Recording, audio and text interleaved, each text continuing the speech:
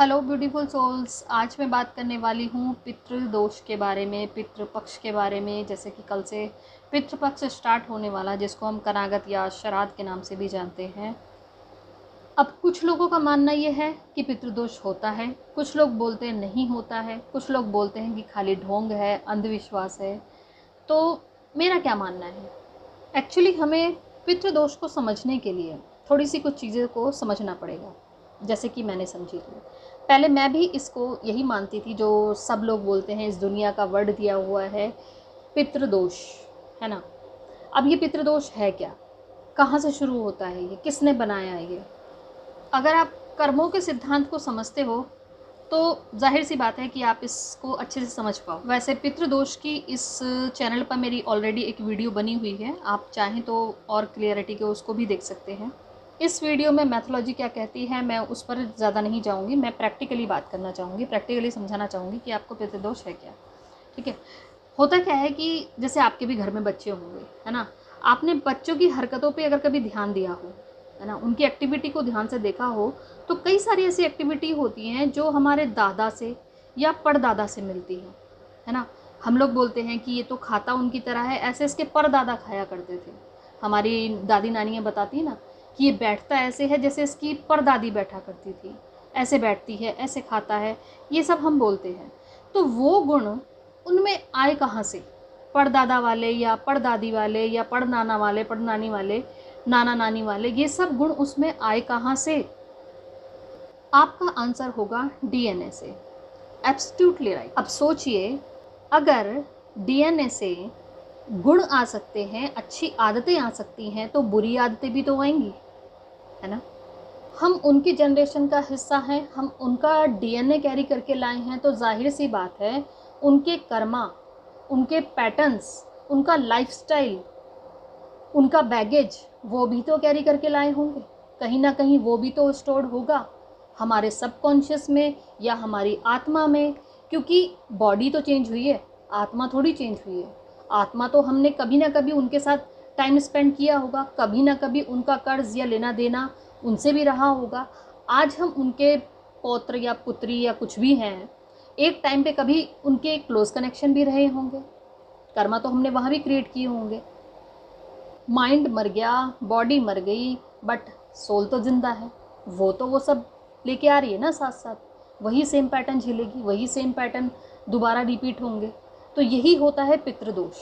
अगर तो उस टाइमलाइन में हमारे जो पूर्वज थे, जो हमारे पितृ थे, वो काफ़ी अच्छे से जिए, सक्सेसफुल रहे, ग्रोथ रही, तो उसको बड़ा भाग्यशाली माना जाता है और वो पैटर्न भी वैसा ही रहेगा जैसे हम कहते हैं राजयोग। लेकिन वहीं अगर इसके ऑपोजिट कुछ भी हुआ तो वो बन जाता है पितृदोष। और इसी पितृदोष के रूप में नेगेटिव थिंग्स आगे कैरी फॉरवर्ड होती हैं जनरेशन टू जनरेशन, और वही कर्मा, वही पैटर्न्स, वही चीज़ें हम इस पितृदोष के रूप में अपने इस जीवन में झेलते हैं। और ये तब तक चलता रहेगा जब तक कोई इसी फैमिली का हिस्सा, कोई इसी फैमिली का पर्सन इस पैटर्न को जो सदियों से चला आ रहा है इसको ब्रेक नहीं करेगा, तोड़ेगा नहीं, इसके रिवर्स में नहीं जाएगा, इस मतलब ऑपोजिट नहीं जाएगा इसके, तब तक ये पैटर्न पितृदोष के रूप में चलता ही रहेगा। जिसके लिए चाहे आप कितने भी कर्म कांड करा लो, यज्ञ करा लो, पूजा पाठ करा लो, मंत्रा जप करा लो, कुछ भी करा लो, कर्मा ऐसे नहीं कटते। कर्मा तो भोगने ही पड़ते हैं, कर्मा ही तो भोग रहे हैं सब। हाँ, ये ज़रूर होता है कि थोड़े दिन के लिए आपको फ़र्क महसूस होगा, थोड़े दिन के लिए चीज़ें वर्क करने लग जाएंगी आपके लिए। आपको ऐसा लगेगा कि हमने तो वो पूजा कराई थी या इतना बड़ा वो पाठ कराया था, तो उसकी वजह से सुख हो गया, शांति हो गई। बट थोड़े दिन बाद वही चीज़ें फिर से पैटर्न में रिपीट होने लगेंगी, क्योंकि कर्मा के आगे तो स्वयं ईश्वर भी आड़े नहीं आते। कुछ टाइम के लिए चीज़ें फेवर में हो जाएंगी, क्योंकि मंत्रा की पावर को भी हम अंडर एस्टिमेट नहीं कर सकते। परंतु पूरी तरह से पितृदोष से मुक्ति पाने के लिए हमें अपनी वाइब्रेशंस को हाई करना पड़ेगा, अपनी कॉन्शियसनेस को बढ़ाना पड़ेगा। जो चला आ रहा है उसकी ऑपोजिट चीज़ें करनी पड़ेंगी, हील करना पड़ेगा खुद को, अपने कर्मास को पे करना पड़ेगा, बैलेंस करना पड़ेगा, बहुत सारी चीज़ें करनी होंगी। ये समझ लो एक पूरी पीढ़ी को, पूरी जनरेशन को, उस जनरेशन लाइन को आप चेंज करने चले हो। तो अब इसके लिए क्या करें, ये होगा कैसे, है ना, यही जानना चाहते हैं। देखिए, कल से जैसे कि श्राद्ध शुरू हो रहे हैं, तो सबसे पहला काम क्या करना है? माफ़ी से हर काम बनता है। ये मानते हो ना आप भी? माफ़ी से हर काम बनता है, चाहे गलती किसी और की हो, चाहे गलती मेरी हो। खुद को भी माफ़ करो और उस पर्सन को भी माफ़ करो। जितने भी गिले शिकवे हैं उन सबको माफ़ी से सुलझाने की कोशिश करो। I am sorry, please forgive me, thank you, I love you. ये 4 ऐसे शब्द हैं जो अपने आप में बहुत ही हाई वाइब्रेशंस रखते हैं। जब आप ये किसी को बोलते हो तो आपको भी अच्छा लगता है और सुनने वाले को भी अच्छा लगता है। यह 4 शब्द हर स्थिति को चेंज करने की पावर रखते हैं। वैसे तो परमानेंट सॉल्यूशन जो है वो हीलिंग है, लेकिन अभी फ़िलहाल के लिए हम क्या कर सकते हैं? अभी फ़िलहाल के लिए आप ये जो 16 श्राद्ध आ रहे हैं, इसमें आप क्या करो, इसमें आप डेली एक प्रेयर कर सकते हो अपने पितरों के लिए। लेकिन वो डायरेक्टली पितरों को इन्वोक नहीं करना है, उनको नहीं बुला लेना है।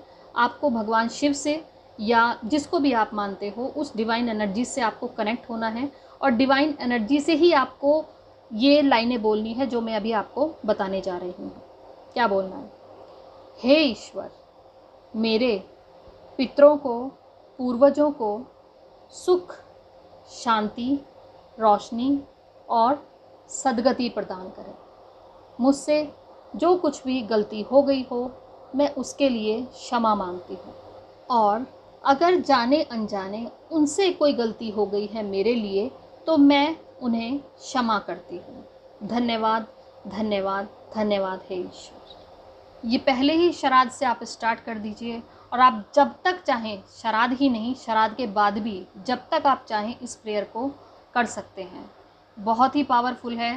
थोड़ा सा देर से रिज़ल्ट आते हैं, लेकिन परफेक्ट रिज़ल्ट आते हैं, परमानेंट रिज़ल्ट्स आते हैं। आप इसको यूज़ करके देख लेना, आपकी जो काम नहीं बनते थे ना, वो काम बनने शुरू हो जाएंगे। फाइनेंशियल स्थिति अच्छी नहीं है, आप देखना फाइनेंस के सोर्सेज भी बनने शुरू हो जाएंगे।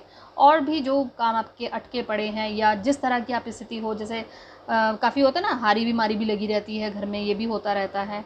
तो इस तरह की सिचुएशन से भी आप देखना बाहर आते जाओगे। ये सारी चीज़ें आपकी ठीक होती जाएंगी, सिर्फ इस एक प्रेयर से करके देख लेना, इट्स वर्क्स।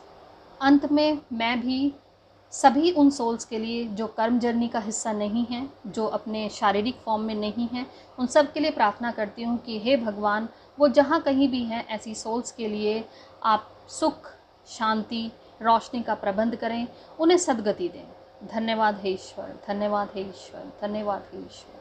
तो आज के इस वीडियो में इतना ही। जानकारी अच्छी लगी हो, बात अच्छी लगी हो, तो प्लीज़ चैनल को लाइक और सब्सक्राइब कीजिए और शेयर कीजिए, जिससे कि सभी परेशान लोगों का और ऐसी सोल्स का भला हो सके, उनको अपनी इस आत्मा के सफ़र में उन्नति मिले। धन्यवाद, धन्यवाद, धन्यवाद। God bless you all.